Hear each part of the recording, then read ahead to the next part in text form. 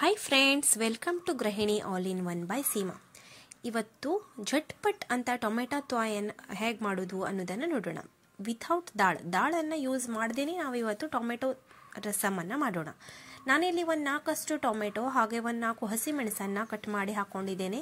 ಇದನ್ನು ಮಿಕ್ಸರಲ್ಲಿ ರುಬ್ಕೊಂಡು ಬನ್ನಿ, ಫೈನ್ ಪೇಸ್ಟ್ ಮಾಡಿ ಇದನ್ನು ಕ್ಲೀನಾಗಿ ರುಬ್ಕೊಂಡು ಬನ್ನಿ. ಇಲ್ಲಿ ನೋಡಿ ಆಯ್ತಲ್ಲ ಫ್ರೆಂಡ್ಸ್. ಈಗ ನೆಕ್ಸ್ಟ್ ನಾವು ಒಗ್ಗರಣೆಗೆ ರೆಡಿ ಮಾಡ್ಕೊಳ್ಳೋಣ.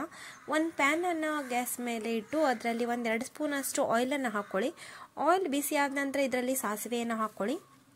ಸಾಸಿವೆ ಚೆನ್ನಾಗಿ ಸಿಡಿದಾದ ನಂತರ ನಾವಿಲ್ಲಿ ಒಂದು ಸ್ವಲ್ಪ ಜೀರಿಗೆಯನ್ನು ಆ್ಯಡ್ ಮಾಡ್ಕೊಳ್ಳೋಣ.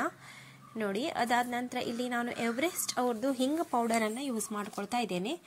ಎವರೆಸ್ಟ್ ಹಿಂಗೆ ಹಾಕಿದ ನಂತರ ಇಲ್ಲಿ ಒಂದು ಸ್ವಲ್ಪ 10-12 ಬೆಳ್ಳುಳ್ಳಿಯಷ್ಟನ್ನು ಸಣ್ಣದಾಗಿ ಕೊಚ್ಚಿಟ್ಕೊಂಡು ಇದರಲ್ಲಿ ಮಿಕ್ಸ್ ಮಾಡಿಕೊಂಡು ಹಾಗೆ ಒಗ್ಗರಣೆ ಎಲೆಯನ್ನು ನಾನಿಲ್ಲಿ ಹಾಕ್ಕೊಂಡು ಈಗ ಚೆನ್ನಾಗಿ ಹುರ್ಕೊಳ್ತಾ ಇದ್ದೇನೆ.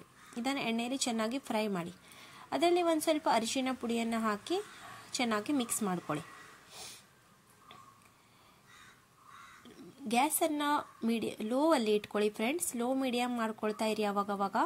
ಹಾಗೆ ಏನು ನೀವು ರುಬ್ಕೊಂಡಿದ್ರಲ್ಲ ಟೊಮೆಟೊ ಮತ್ತು ಮೆಣಸನ್ನು ಹಾಕ್ಕೊಂಡು ಅದನ್ನು ಹಾಕಿ ಈಗ ಅದನ್ನು ಚೆನ್ನಾಗಿ ಇದರಲ್ಲಿ ಮಿಕ್ಸ್ ಮಾಡಿ.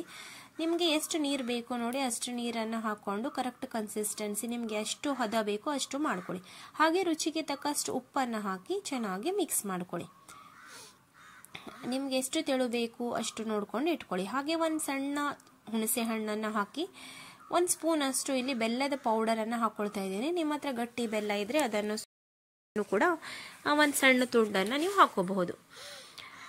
ಈಗ ಫ್ರೆಂಡ್ಸ್ ಇದನ್ನು ಚೆನ್ನಾಗಿ ಮಿಕ್ಸ್ ಮಾಡ್ಕೊಳ್ಳಿ. ಬೆಲ್ಲ ಕರಗಬೇಕು. ಹಾಗೆ ಉಪ್ಪನ್ನು ನೋಡ್ಕೊಂಡು ಹಾಕ್ಕೊಳ್ಳಿ. ಕಡಿಮೆ ಅನಿಸಿದ್ರೆ ಮತ್ತೊಂದು ಸ್ವಲ್ಪ ಹಾಕಿ. ನಿಮಗೆ ಎಷ್ಟು ಹದ ಬೇಕು ಅಷ್ಟು ಮಾಡ್ಕೊಳ್ಳಿ. ಕರೆಕ್ಟ್ ನೀರು ಹಾಕ್ಕೊಂಡು ತೆಳು ಬೇಕಾದರೆ ತೆಳು, ಸ್ವಲ್ಪ ದಪ್ಪ ಬೇಕಾದರೆ ದಪ್ಪ.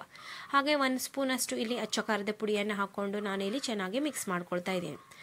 ಇಷ್ಟಾದ ನಂತರ ಫ್ರೆಂಡ್ಸ್ ಇದನ್ನು ಚೆನ್ನಾಗಿ ಕುದಿಲಿಕ್ಕೆ ಬಿಡಬೇಕು. ಕರೆಕ್ಟಾಗಿ ನೀವು ಎಲ್ಲ ಇಂಗ್ರೀಡಿಯೆಂಟ್ಸನ್ನು ರೆಡಿ ಮಾಡಿ ಇಟ್ಕೊಂಡ್ರಿ ಅಂದರೆ ಒಂದು 5 ನಿಮಿಷದ ಕೆಲಸ ನಿಮಗೆ. ಕೊನೆಗೆ ಒಂದು ಸ್ವಲ್ಪ ಕೊತ್ತಂಬರಿ ಸೊಪ್ಪನ್ನು ನೀವು ಇದಕ್ಕೆ ಉದುರಿಸ್ಕೊಳ್ಳಿ. ಹಾಗೆ ಚೆನ್ನಾಗಿ ಇದನ್ನು ಕುದಿಸಿ. ಚೆನ್ನಾಗಿ ಕುದಿ ಬಂದ ನಂತರ ಫ್ರೆಂಡ್ಸ್ ಇದು ಒಂದು ಒಳ್ಳೆ ಟೇಸ್ಟ್ ಕೊಡ್ತದೆ. ಇದನ್ನು ನೀವು ಬೇಕಾದರೆ ಮೀನು ಫ್ರೈ ಜೊತೆಗೆ ನೀವು ಇದನ್ನು ಸರ್ವ್ ಮಾಡ್ಬೋದು. ಸಖತ್ ಟೇಸ್ಟಿಯಾಗಿರ್ತದೆ. ಮೀನು ಫ್ರೈ ಅಥವಾ ಚಿಕನ್ ಸುಕ್ಕ, ಚಿಕನ್ ಕಬಾಬ್ ಈ ಥರಕ್ಕೆಲ್ಲ ಇದು ಕಾಂಬಿನೇಷನ್ ತುಂಬ ಒಳ್ಳೆ ಆಗ್ತದೆ. ಅನ್ನ ಜೊತೆ ಕಲಿಸ್ಕೊಂಡು ಊಟ ಮಾಡ್ತಾ ಇದ್ರೆ ನಿಮಗೆ ಎಷ್ಟು ಅನ್ನ ಊಟ ಮಾಡ್ತಿದ್ದೀರಿ ಅನ್ನೋದೇ ಗೊತ್ತಾಗೋದಿಲ್ಲ.